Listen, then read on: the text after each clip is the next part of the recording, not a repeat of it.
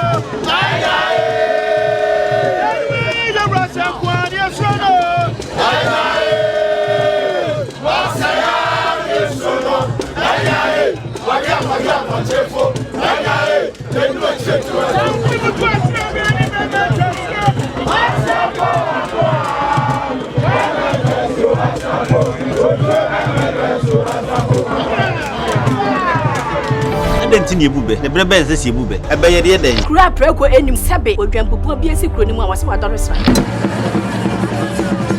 Panyini wantena fie ema aseduamfo blani pie frimantam bahin se pin enye nkwandewa na yesotro no wa ansa na odi asebe fita na no makode ebrensi am awotua ne nsem mojabumo ni hu duanani wie klaman wo ye sofo kra wonye ye bi tontonte ye no nsa na ye fa NYANSAPO abone ntaka na mane yekese na ntakra abone de fanyinam kwatere kwa wada woro ma ntoma ye fe ni din de sein ni din de Obama akola wa no so pese utrimu usuma ense bratam sefamfam ne honhon hia na America sa sebe ka ya twa ni mu nyame nai ebu afa so enye de ya twa ni mu twa nyame sebedi akone bakwen bodi atwede na se kofi nro ni ya aben ntima nyina ni mu ampata na wo yade ya